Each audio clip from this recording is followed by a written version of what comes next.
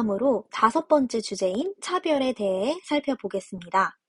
신라 4대 부집 자손이었던 설궤도는 다음과 같이 말했다고 기록되어 있습니다.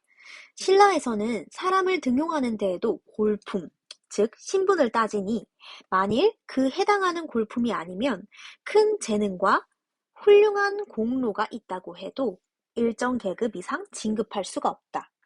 그래서 나는 중국으로 가서 내 뛰어난 지략을 발휘하고 공을 세워서 인정받겠다. 이렇게 말한 뒤에 신라에서 벗어나서 당나라에 간 뒤에 당과 고구려의 전쟁에 당나라의 군사로 자원해서 용감하게 싸우다가 죽었다고 합니다. 신분이라는 특정한 기준을 토대로 사람들이 차별을 당하고 있고 재능과 공로가 있더라도 인정받지 못하는 세상을 나타내고 있습니다. 다음으로 강수라고 하는 사람에 대한 이야기도 기록되어 있는데 강수는 되게 뛰어난 사고를 가지고 태어난 사람이었어요. 그러니까 흔히 말해 천재라고 하죠. 강수가 어떤 한 여자와 부부의 연을 맺게 되었는데 강수의 아버지가 네가 세상에 이름이 나서 나라 사람들 가운데 모르는 자가 없는데 미천한 사람을 짝으로 삼는다면 수치스러운 일이 아닌가라고 이야기를 합니다. 그러니까 강수가 가난하고 천한 것은 수치스러운 게 아니다. 다만 수치스러운 것은 도리를 베어서 행하지 못하는 것이다 라고 이야기를 하면서 비록 내 아내의 신분이 천하다 해도 버릴 수 없다 라는 말을 합니다. 여기에서도 우리는 신분 그리고 또 가난이라고 하는 돈이라는 기준에 의해서 사람을 차별한다 라고 하는 이야기를 볼 수 있는데요.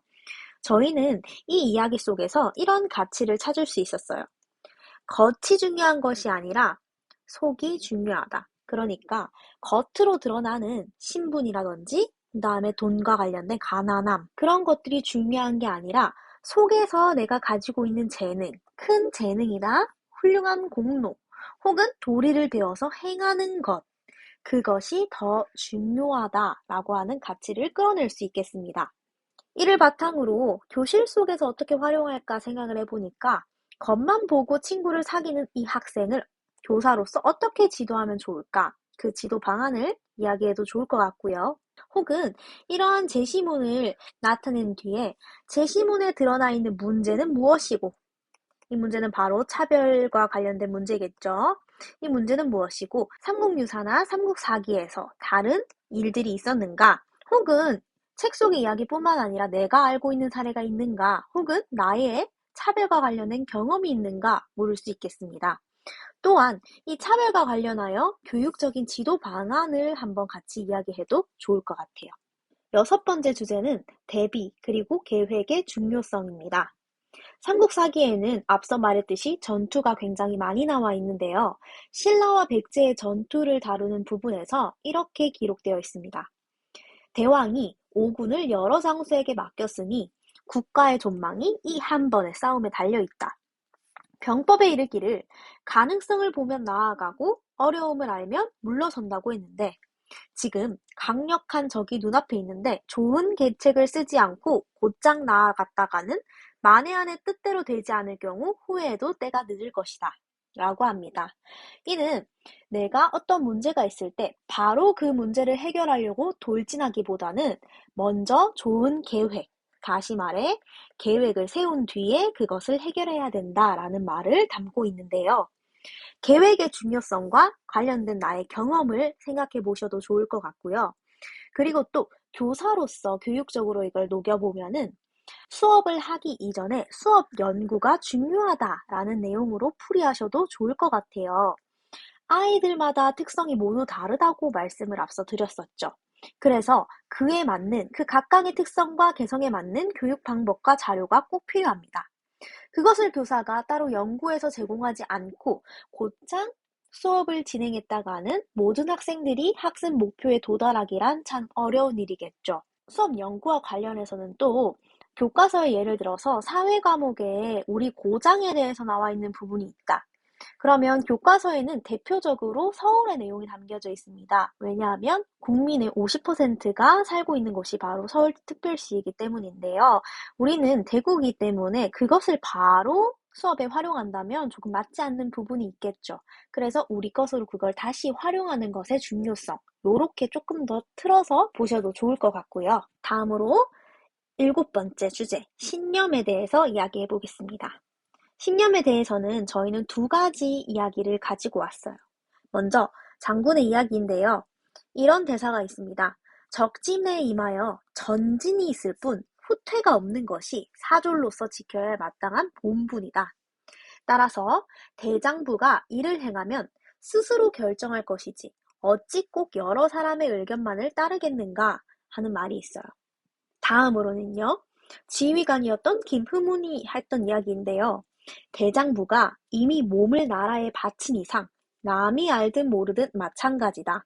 어찌 감히 명예를 추구하겠느냐.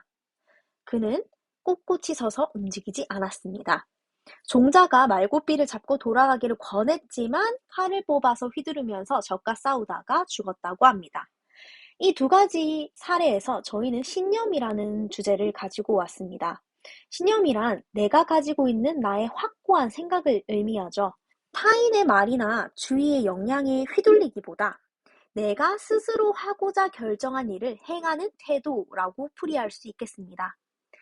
따라서 교사는 나의 교실을 이끌어가는 사람이기 때문에 다른 사람의 말이나 주위의 영향에 휘둘리기보다 먼저 스스로의 교직관을 명확하게 성립한 뒤 나의 교실을 이끌어야 한다라는 말과 연관지을 수 있겠습니다. 이와 관련해서 선생님의 교직관도 한번 생각해 보시면 좋을 것 같아요. 저는 항상 100명의 교사가 있다면 100가지의 교실이 있을 것이다 라고 이야기를 하는데요. 각각의 교사마다 가지고 있는 신념이라든지 중요하게 생각하는 생각이 있을 것입니다. 그것을 바탕으로 나만의 교실을 꾸려갈 수 있는 것이 바로 교사가 가지는 장점이라고 생각을 하는데요.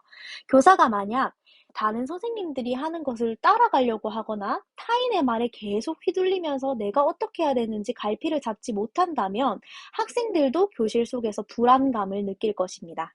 또 이와 관련해서 문제를 한번 생각을 해보면 이와 같은 사례에 담긴 가치, 그러니까 바로 신념이겠죠. 확고한 개인의 신념이 없는 학생, 타인의 말에 잘 휘둘리는 학생을 지도하는 방안은?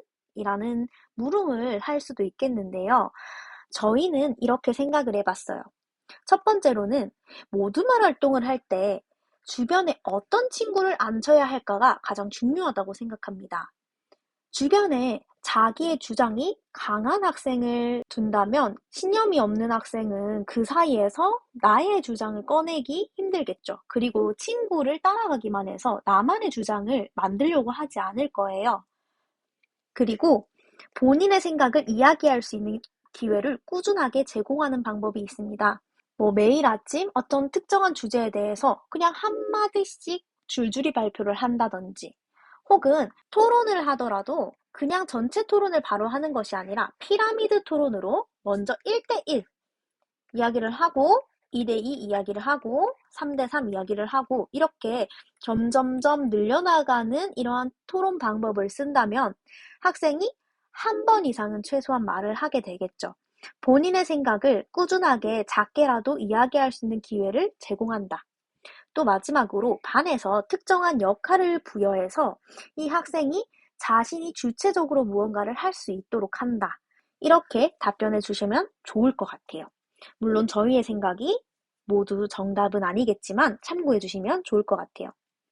저희는 더불어서 이 신념과 관련해서 자유론과 내용을 한번 엮어볼 순 없을까 한번 고민해 봤는데요. 특히 이 첫 번째 말씀드린 김영훈 장군 이야기를 함께 생각해 볼 수 있을 것 같아요.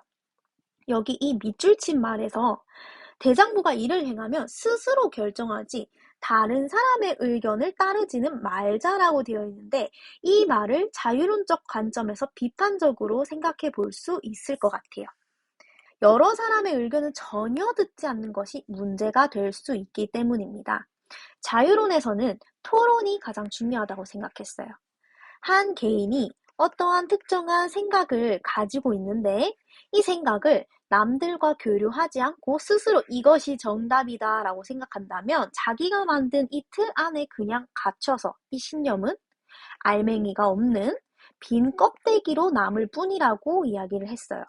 그렇기 때문에 이 철창을 없애고 나의 생각도 중요하지만 다른 사람의 의견과 자신의 생각을 서로 교류하는 이 지속적인 토론이 정말 중요하다고 이야기합니다. 문제에서 자유로운 이야기와 그리고 또 이 사례를 같이 놔두고 자유로는 A, B 요렇게 제시한 다음에 A의 관점에서 B의 사례를 비판해 보아라. B의 인물을 비판해 보아라. 이런 문제가 출제될 수 있을 것 같아요. 서로 대비될 수 있는 부분인 것 같습니다.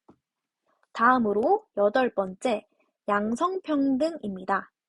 삼국사기 안에서 저희는 이 양성평등이라는 주제와 관련해서 두 가지 부분을 가지고 올 수 있었어요. 먼저 첫 번째는 여왕이었던 선덕여왕을 보는 김부식의 태도입니다. 선덕여왕에 대해서 서술한 뒤에 김부식은 선덕여왕에 대한 자신의 견해를 적어두었는데요. 이 견해가 앞서 말씀드린 것처럼 유교적 관점이었어요. 유교에서는 남존여비 사상이 있었죠. 그래서 여성이 왕이 되어서 국가를 통치한다는 것에 대해서 굉장한 불만을 담아두었어요. 사람의 원리로 말한다면 남존여비한 것이다. 어찌 늙은 할미가 규방을 나와서 국가의 정사를 처리하는 것을 허락할 수 있는 것인가? 라고 기술되어 있습니다. 다음으로는 원술의 어머니의 말이었는데요. 원술의 아버지가 돌아가신 뒤에 어머니는 아들에게 이렇게 얘기합니다. 부인에게는 3종의 의리가 있다. 내가 과부가 되었으니 너를 쫓아야겠으나 이렇게 중략되어 있는데요. 이 3종의 의리라는 것이 잘할 때는 여자들은 아버지를 따라야 하고 혼인에서는 남편을 따라야 되고 남편이 죽은 뒤에는 자식, 그러니까 이것도 아들이겠죠. 아들을 따라야 되는 도리가 여자는 있다 라고 하는 의리인데요. 이것도 양성평등의 사상과 반대되는 이야기인 것 같아서 가지고 왔어요. 오늘날과 한번 먼저 비교해 볼 수 있을 거예요. 현재는 남녀가 평등한 시대이죠. 유교적 사상에서 멀어져 있는, 남존여비 사상에서 멀어져 있는 두 사람이 모두 평등하다라고 하는 시대인데 오늘날의 김부식이 과연 저렇게 이야기할 수 있었을까? 오늘날의 관점에서는 이 말을 어떻게 봐야 할까? 라는 생각도 해주셨으면 좋겠고 그 말에 대한 선생님의 생각도 어떻게 풀이해 나가실 수 있었으면 좋겠습니다. 또한 이걸 교육적 관점에서 본다면 성평등 교육과 연관지을 수 있겠죠. 이것을 교실에서 어떻게 실현할 수 있는가 방안을 이야기할 수 있을 것 같은데요. 그 방안으로는 수업 중 교육이 진행될 수 있겠죠. 일단 남녀가 다름을 인정하고 차이를 인정하고 하지만 이것이 차별로 이어질 수 없도록 평등할 수 있도록 교육이 선행되어 있고요. 교과 교육뿐만 아니라 생활 지도 측면에서도 교사가 차별을 하지 않도록 주의해야겠습니다. 우리가 어렸을 적 많이 들어봤던 넌 남자니까 이래야 돼, 여자니까 이래야 돼 라는 것들이 교실에서 행해지지 않도록 교사는 항상 유의해야겠습니다. 자, 다음으로 9번째 주제인 청렴입니다. 청렴에 관해서 녹진 이야기가 대표적으로 삼국사기에 나와 있습니다. 녹진은 이렇게 이야기합니다. 전 여기서 일단 중요한 밑줄 친 부분을 위주로 한번 말씀드리겠습니다. 재능이 많은 자는 높은 자리에 앉히고 재능이 적은 자는 가벼운 소임을 맡겨야 한다. 조직에 빈 직위가 없고 직위마다 부당한 자가 없어서 위아래가 정연하고 현명함과 어리석음이 구별되어야 된다. 그런데 지금은 그러하지 못하고 사람이 마음에 들면 재능이 없어도 아주 높은 관직을 주려고 하고 그 사람을 미워하면 유능하더라도 구렁텅이에 빠뜨리려 합니다. 여기 제가 중요해서 빨간 글씨로 이렇게 표시를 해놨는데요.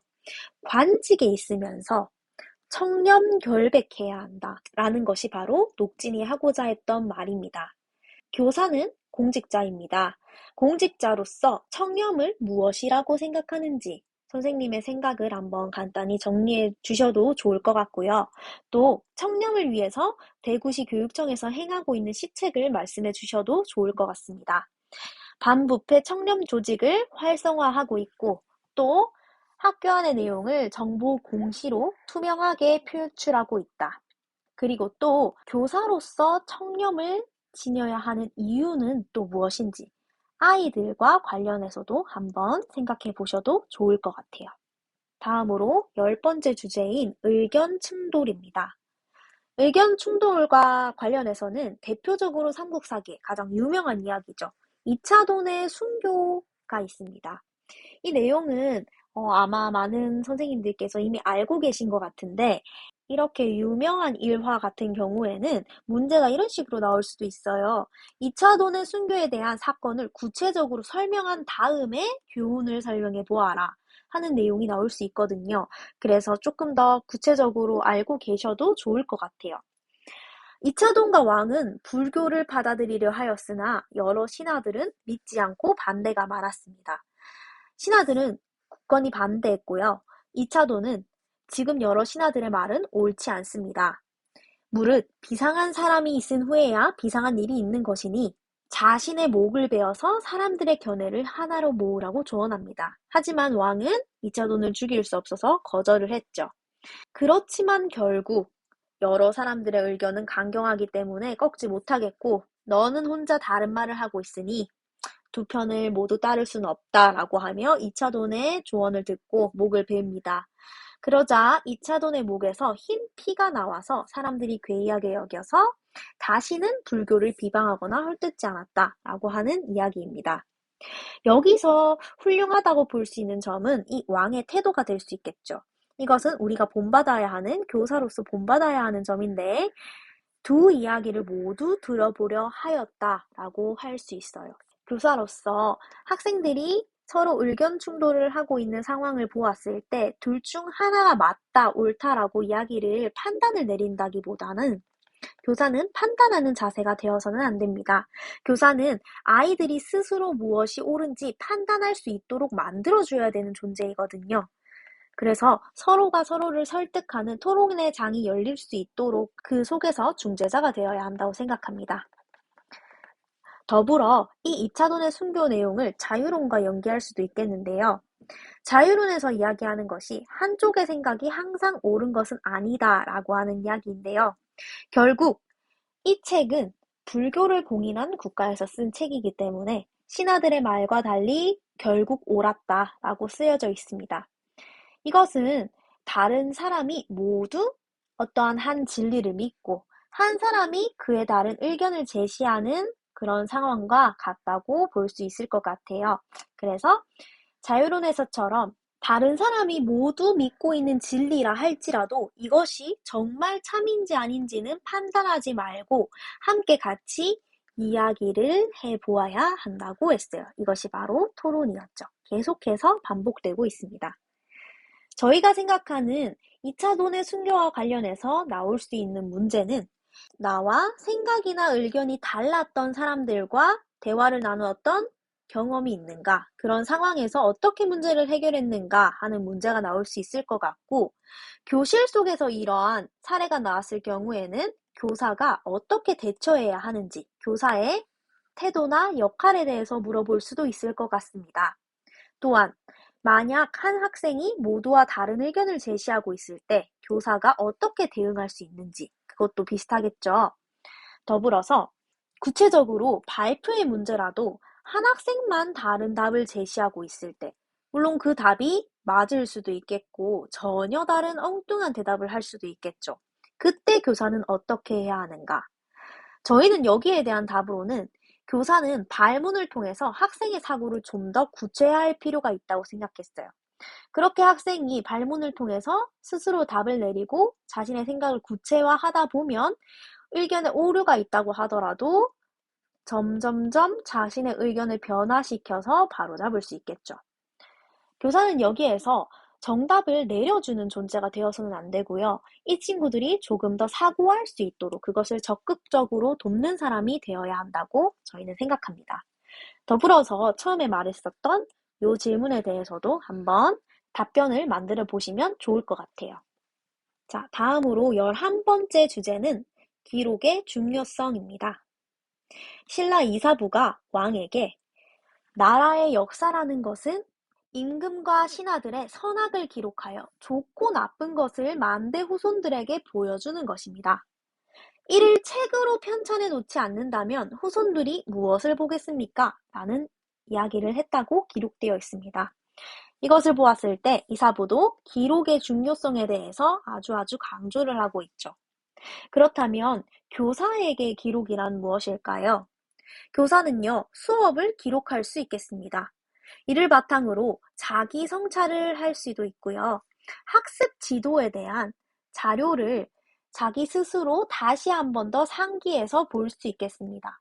이를 바탕으로 내 수업이 조금 더 발전되고 수업의 질이 높아질 수 있겠죠. 또 추가적으로 수업 기록뿐만 아니라 학생에 대한 기록도 남겨둘 수 있겠습니다. 예를 들면 상담 일지 같은 것들이 있겠네요. 상담 일지를 통해서 교사는 학생에 대해서 조금 더 잘 파악할 수 있을 뿐만 아니라 이 자료를 보고 내가 학생을 대해야 되는 방법에 대해서 조금 더 연구를 잘 해볼 수도 있겠습니다. 결론은 기록을 통해서 우리는 발전을 이룩할 수 있다라고 정리할 수 있습니다. 또 더불어서 삼국사기 자체가 가지는 의의에 대해서도 생각을 해볼 수 있는데요. 왕이 우리의 역사를 올바르고 명확하게 기술한 역사서의 중요성과 필요성을 말하면서 신하들에게 삼국사기가 쓰여지길 지시를 했습니다. 삼국사기 자체가 왕의 어명을 가지고 사실을 남기기 위해서, 기록하기 위해서 쓰여진 역사서이기 때문입니다. 이를 바탕으로 선생님들 나름대로 기록이 중요하다. 기록의 중요성은 무엇인지, 그리고 또 교육적으로 연관 지을 방법은 또 무엇인지 더 생각해 보셔도 좋을 것 같아요. 다음으로 12번째 주제는 노력, 최선입니다. 태종 무열왕과 김유신에 대한 기록에서는 이렇게 나와 있어요. 김춘추가 고구려에 간 지 60여일이 지나도록 돌아오지 않자 김유신은 국내의 용사 3,000명을 선발해 놓고 말했습니다. 위기를 당하면 목숨을 내놓고 어려움을 당하면 한 몸을 돌보지 않는 것이 열사의 뜻이라고 나는 들었다. 한 명이 목숨을 바쳐서 100명을 대적하고 100명이 목숨을 바쳐서 1000명을 대적하고 1000명이 목숨을 바쳐서 10,000명을 대적한다면 천하를 마음대로 할 수 있다라고 이야기했습니다. 이것은 백인치사당천인이라고 하는 말이죠. 비록 지금은 이루지 못할 것으로 보이는 일이라도 내가 목숨을 바쳐서 최선을 다한다면 그것이 이루어질 것이다. 천하를 마음대로 할 수 있을 것이다. 라고 하는 이 말과 저희는 진인사 대천명 혹은 지성이면 감천이다. 지성감천을 엮어볼 수 있다고 생각을 해보았습니다. 다음으로 13번째인데요. 신라시대 김유신과 관련되어 있는 얘기예요. 김유신은 이렇게 말했어요. 기륭에는 일정한 법칙이 없으니 오직 모든 것은 사람이 하기에 달렸습니다. 이때 왕이 별의 변화를 보고 별과 관련된 소문을 보고 두려워하고 있었는데 근심하지 말라고 한 뒤에 허수아비를 만들어요. 그 다음에 불을 붙이고 연에 실어서 띄어보냅니다. 마치 별이 다시 하늘로 올라가는 것 같이 만들어 놓은 다음에 다음날 어젯밤에 별이 떨어졌다가 다시 하늘로 올라갔다라는 소문을 내게 해서 적들에게 이것이 사실이라고 믿게 했다고 합니다. 별이 떨어지는 것을 보고 왕이 근심하면서 적들이 저것이 우리가 멸망한다는 신호로 보고 막 그렇게 하면 어떡하지? 라고 했더니 이 별을 다시 올려보내는 신용을 했던 것인데요. 이것과 관련해서 저희들은 일체유심조 모든 것은 마음에 달려있다 라는 말과 연관 지을 수 있다고 생각을 해봤습니다. 이 이야기가 가지는 교육적 시사점은 보이는 것이 전부가 아니다. 소문은 사실이 아닐 수도 있다. 혹은 무엇이든 내가 생각하기 나름이다. 생각하기 나름이기 때문에 내가 노력하고 최선을 다한다면 무서울 것이 없다 라고 생각하며 위의 이야기와 엮어볼 수도 있겠습니다. 다음은 14번째, 지혜에 관한 이야기입니다. 아주 유명한 사례인데요. 선덕여왕과 모란꽃에 대한 이야기입니다. 혹시 들어보셨나요? 선덕여왕이 공주인 시절 당나라에서 온 그림과 꽃씨를 보고 난 뒤 이 꽃이 비록 곱기는 하지만 틀림없이 향기가 없을 것입니다. 왜냐하면 꽃을 그렸으나 나비가 없습니다. 무릇 여자가 아름다우면 남자가 따르고 꽃의 향기가 있으면 벌과 나비가 따르는 법입니다. 이 꽃이 무척 고운데도 벌과 나비가 없으니 이는 틀림없이 향기가 없는 꽃일 거고 이것은 아마 나를 놀리는 이야기일 것이다 라고 이야기를 하십니다. 또 을지문덕 장군의 살수대첩 이야기가 있습니다. 두 가지 모두 지혜에 관련된 이야기인데요. 사물을 바라보는 올바른 식견 혹은 지혜를 갖추는 것의 중요성을 핵심으로 보고 공부하시면 좋겠습니다. 15번째는 리더의 중요성입니다. 흑치상지 이야기가 나옵니다. 흑치상지 장군은 의지가 강하고 지략도 훌륭했고 부하들의 추앙도 많이 받았던 사람입니다. 허나 백제에서보다 당나라에서 더 큰 활약을 했습니다. 당나라의 주변국 정벌에 종사해서 많은功을 세웠고 상을 받았다고 알려져 있습니다.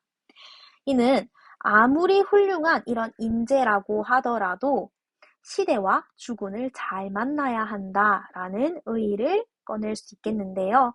더불어서 흑치상지가 부하들의 추앙을 많이 받았다고 하는 부분을 아랫사람들을 덕으로 잘 다스렸기 때문에 라고 정리할 수 있겠습니다. 늘 그는 자기가 받은 상이나 하사품을 부하들에게 나누어주고 남겨두는 것이 없었다고 하는데요. 내가 가진 것을 가지고 잘난 체 하지 않고 부하들과 함께 더불어 사는 그러한 모습을 우리는 큰 교훈으로 삼을 수 있겠습니다.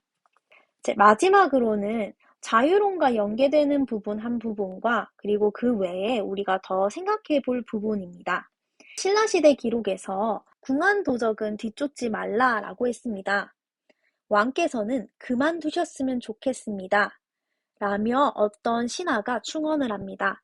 하지만 왕이 듣지 않았다고 기록이 되어 있습니다. 그리하여 기병을 거느리고 추격했으나 적에게 패했다고 기록이 되어 있는데요. 이를 바탕으로 우리는 타인의 의견을 잘 들어야 한다라는 교훈을 꺼낼 수 있는데요. 자유론과 연계해 볼 수 있겠습니다. 나의 생각이 항상 옳은 것은 아니기 때문에 대화, 토론을 통해서 서로의 의견을 공유해서 더 발전해야 합니다. 그렇다면 개인이 발전할 것이고 단체가 발전할 것이고 결국 우리가 속한 이 공동체 모두가 더 나은 방향으로 발전할 것이기 때문이라고 했습니다. 이때 이 신하의 말을 왕이 잘 들었다면 이렇게 적에게 패하는 일이 없었다는 것을 우리는 깨달을 수 있겠습니다. 그리고 그 외에 우리가 삼국사기에서 보아야 할 부분은 첫 번째는 고구려와 백제, 신라의 건국설화입니다. 건국신화를 만드는 이유는 바로 우리가 민족으로서 우리의 자부심을 느끼도록 하기 위함이죠. 우리 민족의 뿌리가 특별한 데 있다고 생각이 되기 때문이에요. 이 건국신화를 교육적으로 활용할 수 있는 방안은 무엇일지도 한번 생각을 해보셨으면 좋겠어요. 그리고 다음으로 삼국사기에는 유교 사상이 바탕이 되다 보니까 이 세속 5개랑 관련돼 있는 이야기가 정말 많이 나와 있습니다. 이 부분은 상식적으로 한 번씩은 머릿속에 딱 담아두시고 혹시나 답변을 하셔야 될 때 이 사자성어를 활용해서 답변을 하셔도 좋을 것 같습니다. 삼국사기에 나와 있는 여러 사건들과 왕들의 이야기, 그리고 여러 사람들의 말들 속에서 꺼낼 수 있는 핵심적인 주제를 바탕으로 내용을 정리해 보았습니다. 앞서 말씀드렸던 것처럼 저희가 정리한 핵심 주제뿐만 아니라 선생님께서 발견하신 핵심 주제가 더 있을 수도 있고 저희가 미처 보지 못하고 빠뜨린 부분이 있을 수도 있습니다. 또한 저희가 정답이 아니기 때문에 저희의 의견에 반대되는 생각을 가지신 분들도 분명히 있을 거라고 생각됩니다. 꼭 저희의 정리를 정답이라고 생각하지 마시고 함께 이야기 나누고 싶은 것들이 있거나 더 이야기해 주시고 싶은 것들이 있다면 부담 없이 댓글로 의견을 남겨주시면 우리 서로가 더 발전할 수 있는 좋은 기회가 될 것 같습니다. 그럼 선생님들 함께 공부해 주셔서 정말 감사합니다. 삼국유사와 삼국사기의 이 정리본과 그리고 또 저희의 정리를 바탕으로 저희가 만들어 본 예상 문제는 댓글에 있는 링크의 설문지를 통해서 신청해 주시면 메일로 보내드리고 있습니다. 선생님들께서 연습하실 수 있는 저희들이 직접 만든 모의고사 문제를 가지고 다시 돌아오도록 하겠습니다. 그럼 선생님, 다음 영상에서 뵙겠습니다.